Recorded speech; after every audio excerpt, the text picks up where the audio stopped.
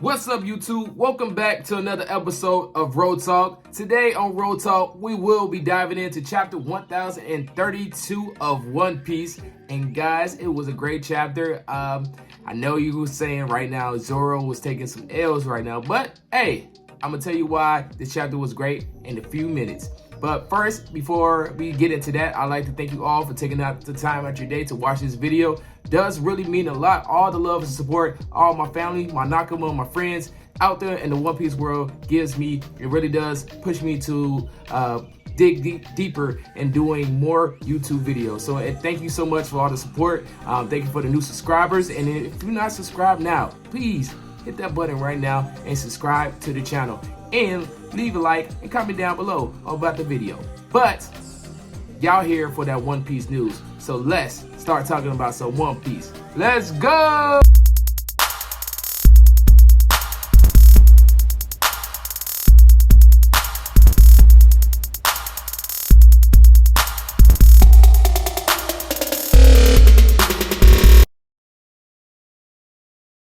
Real quick on some One Piece news, it looks like we are officially confirmed to have a new One Piece movie in the works. And it looks like, guys, hear it out, it looks like it is centered around Shanks. It's just my theory and a lot of people's theories that's going on out there right now. And that's because the movie has 3 scratches in it. And if you know Shanks has 3 scratches around his face. So that also bears to me in my head, could that be around Blackbeard as well? Because the scratches and Shanks, and maybe I'm just jumping the gun, but I will definitely say it is a real strong possibility to have Shanks into that movie One Piece Red. It has to be, and it's getting me so hyped just to see that. More hype than the live adaptation Netflix series. It just, I don't know how I feel so far about it. Already, I see a lot of people that's talking about it, like IGN is already saying Luffy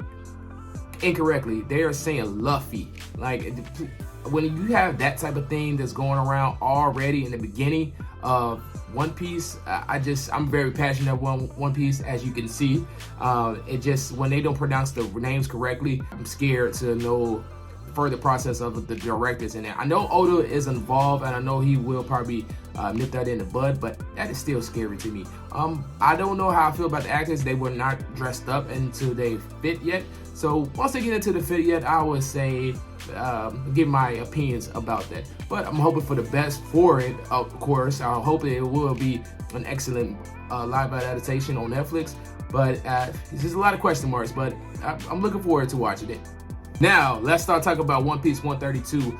It was jam-packed, filled with a lot of fast-paced things going on. First, we should start off with a quick breakdown of Marco and Izo are playing around just to get a, I would say, good survey of things. They're just looking around, see what they need to get into, or what the mission is going to do, what their purpose is there for them to do.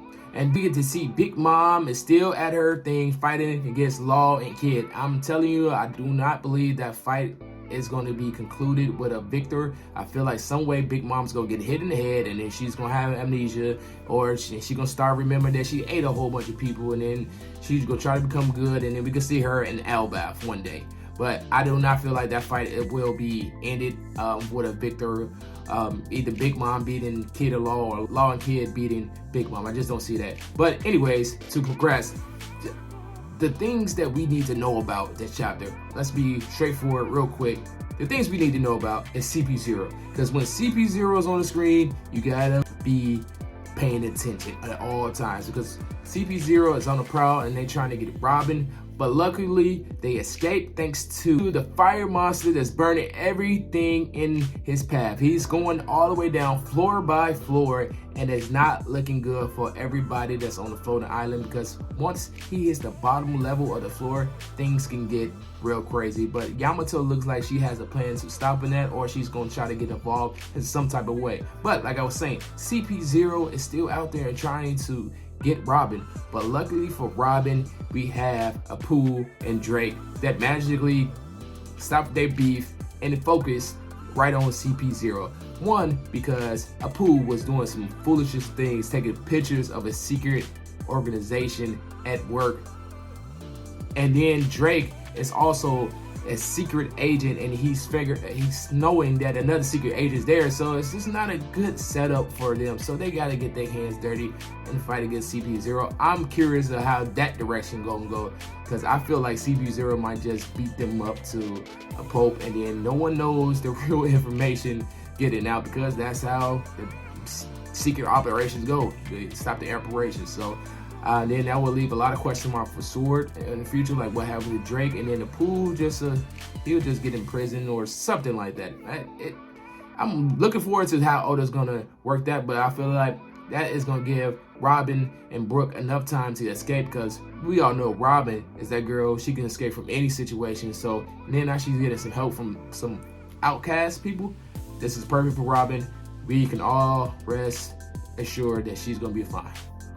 Now guys, the best part of this whole chapter was Zoro. Okay, yes, I hear you. Zoro was getting his butt kicked. He couldn't do nothing about it. But guys, look what Luffy did when he fought against Katakuri. You know how bad that man struggled? Even when fighting against Cracker, he was struggling. Now Zoro, the first hand of Luffy, is now going against a first commander of a Yonko. Guys, it's going to be some struggles between Zoro's fighting in that match, just like Luffy struggled to fight in that match.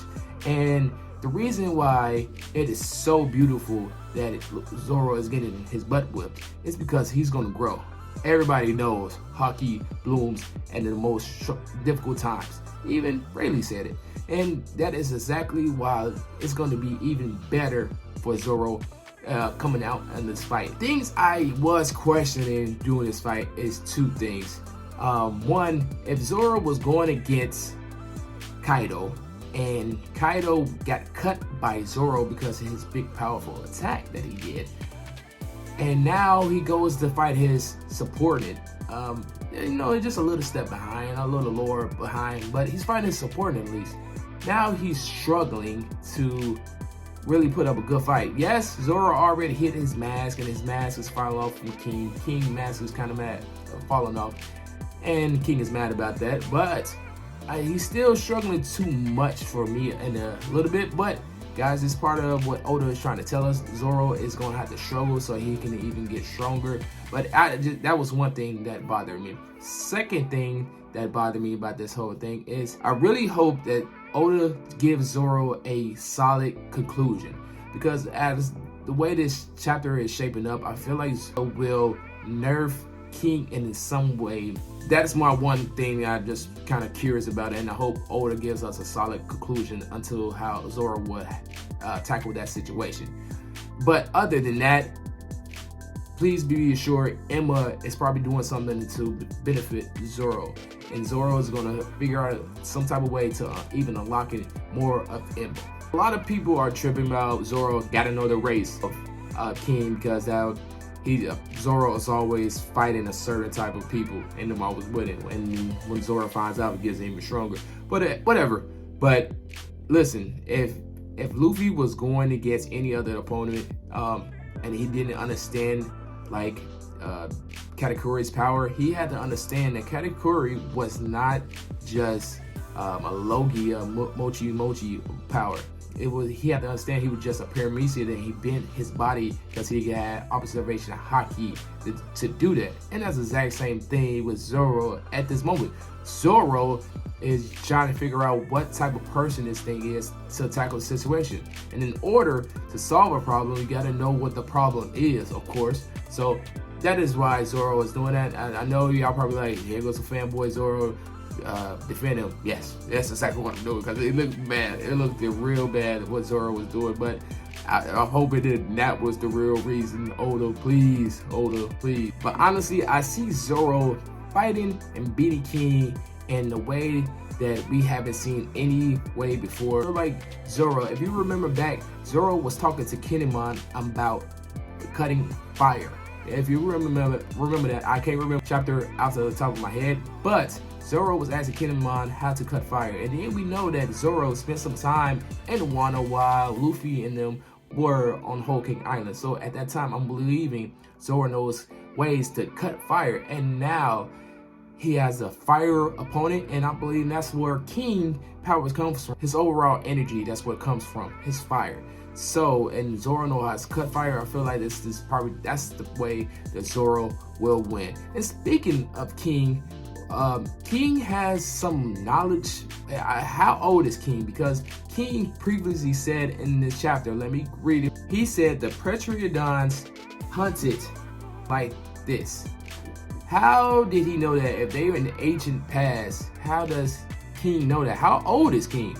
Is King actually from the ancient times and he just been that old and he's been just Kaido supporting it? Just Kaido found him somewhere? How old exactly is King? Because that's how would you know how animals flew in ancient times if you wasn't from that time? You know what I'm saying? Like, I know that some people out in the world are scientists. They could tell how velociraptors can fly and everything like that, but it's just, I feel like it's more context to Oda is trying to give us. Like, I feel like King is probably old as heck, and I feel like he is one of those people that is going to probably even more details and more juicy information, since he was a part of that ancient race. But I just didn't know that he was going to be really a part of that long time ago ancient race. Nevertheless, that wasn't the only thing that came back from the past. The other thing that came back in the past was Hiyori.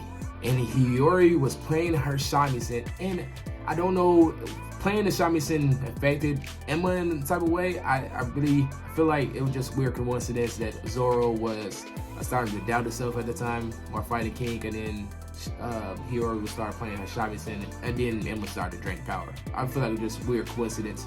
But that's one thing that's back. She is probably the person that healed all the samurai when they was badly injured from fighting Kaido. It has to be, because if that ain't her, then I don't know who is that healed them. So that's just a question mark, and I feel like that will give us context later on. And I'm looking forward to see how Hiyori is going to handle Orochi, because she is saying that, yeah, I missed you too. I'm feeling like she's going to be like, yeah, I miss you too, but here we go, I'm about to fight you, or something like that. Like, I got something for you. I feel like Hiyori is going to be on that level. So I can't wait for the next chapter. We get a chapter next week. So, and that's right around that Thanksgiving time. We're going to be eating good. We're going to be having a chapter. It's going to be great. I'll give this chapter a solid 8 out of 10 because it was just a fun, fast-paced chapter. It gave us a lot of fast-paced information that we needed. We needed to know what's going on all the time on the Shigema.